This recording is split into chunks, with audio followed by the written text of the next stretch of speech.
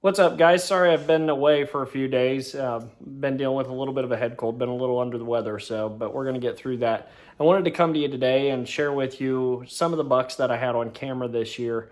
Kind of use that to compare and contrast for next year, see if our improvements are actually bringing in better quality deer or not. Kind of give us a little bit of an insight as to what we're doing that's working and what's not.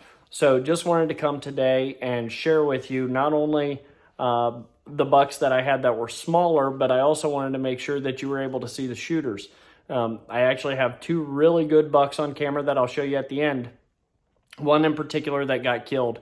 Unfortunately, I had him at 20 yards. I'll give you the story here shortly. But he is a stud. And the other, God willing, he's going to make it through the rest of the year and be very, very interested to see if he shows back up after the logging and everything, see what he looks like next year. So here we go. This is everything from 2025. Let's get into it.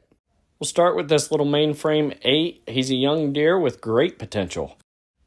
Then we move into this guy. He's kind of a mystery. He disappeared around October, mid-October, and obviously a mainframe 8, but has some potential. I actually think this may be the same as the previous buck, but he's standing at an angle that he looks absolutely massive. We'll see if he shows back up, see what he becomes. Now this guy's a little stubby. I don't know if he'll ever develop into anything, but I think he did survive, so he's out there somewhere. We'll see what he becomes. Now this is the same as the first buck. Just thought it was a really cool picture, but he's got great length. We'll see what he turns into. I don't know. So this next buck, he only showed up on the 11th. This is the only picture I had of him, but he's an absolute stud. 3.5-year-old, if I had to guess. Great mass. Got a sticker on the left side. I just think he is super awesome. So he's a great buck. I'm really curious to see if he comes back, hopefully more than just one day. Now this buck is what I believe is the 170. Like I say, he was killed later in the season during Youth Gun Week, and he is an absolute giant. So you'll get to see him here at the end of the video, but just wanted to throw that picture in there just because I thought it was cool. So give you a look at him, and now let's move on to the shooters. So this is a buck that I named the Big 8, mainly because of his width. He does have length too, but he's lacking a lot in mass, which I think is mainly because of his age. You look at how slender his body is, how thin his neck is. You can tell he's definitely a young buck.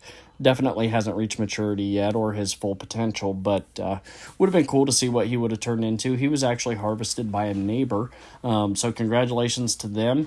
But would have been neat to see what he could have looked like at a 4, 5, 6-year-old age class and just seen what he could have developed into. If he would have put on some mass, he definitely could have been a hog. So although I call him a shooter, I probably would have let him walk.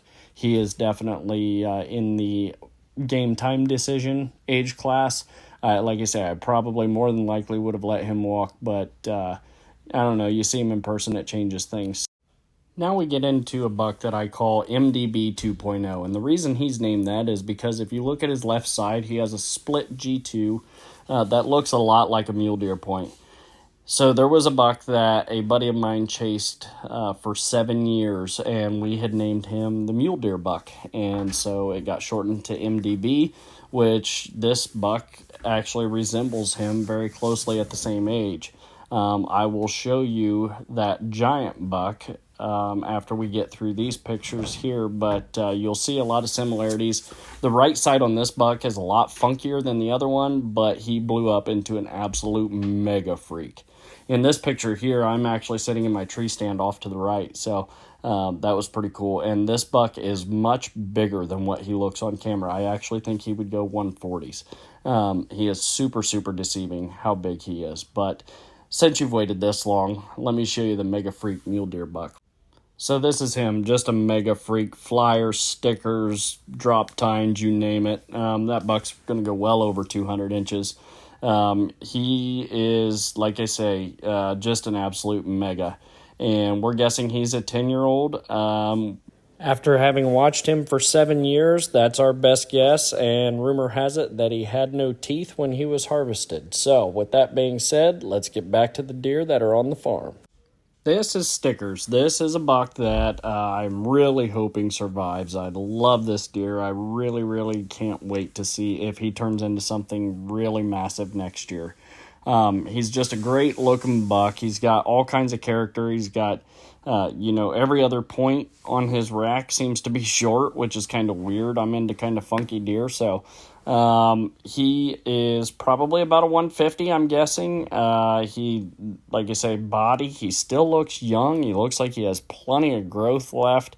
Looks like he has potential for sure. Great mass, especially in the video.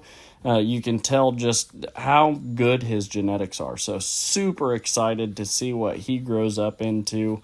As of 2 weeks ago, I still had confirmation that he was alive from a neighbor. So fingers crossed, let's hope that he can make it. And now we'll move into the heartbreak session of this video. Stay tuned. This is a buck that I called the 170. I had multiple encounters with this deer. Had him at 40 yards, had him at 20 yards, and just could not get him to clear the thick stuff to be able to get an arrow in him. It was absolutely heartbreaking when I found out that he'd been killed. I literally spent all season passing bucks to be able to chase this one. Like I said, I had my chance. At 20 yards, he had another buck behind him, and I just knew it wasn't the ethical thing to do to send an arrow through him and have it hit the buck behind him. So tried to do the right thing ethically. Hopefully it pays off in the end, but he was killed during youth gun season, and congratulations to the young man that got him. That's definitely a memory that he'll hold forever. So happy for him, but that was pretty much the close to my season. All right, guys, well, that's it. That is all the bucks of 2025. So I did leave a few out. There were a few smaller bucks that didn't quite make the cut. Just no sense in putting spike bucks on there or anything like that. So as you can see, we do have pretty good genetics. We've got some decent deer around. Hopefully with the 170 gone, there's another mature buck that moves into the area, or Stickers becomes that guy. You never know. It's just one of those crapshoots, one of those gambles, and we're going to find out, see what happens. These improvements, who knows? We may have a down year. We may have just an explosion. Who knows? I don't know. So follow along. Make sure you hit subscribe right down there, and follow along. Put your alerts on. Make sure you catch every video. I'm going to be posting a few other things here soon. As soon as my voice clears up, I appreciate you sticking with me and bearing with it. It's been tough. So just hang in there. We got a big announcement coming up here in probably the next couple of weeks. Make sure you stick around for that. It is definitely going to be worth your while to pay attention, because I think I've got something that might intrigue you that you may want to try next deer season. So make sure you stick with us. Keep checking in, keep those alerts on, and we'll see you on the next one.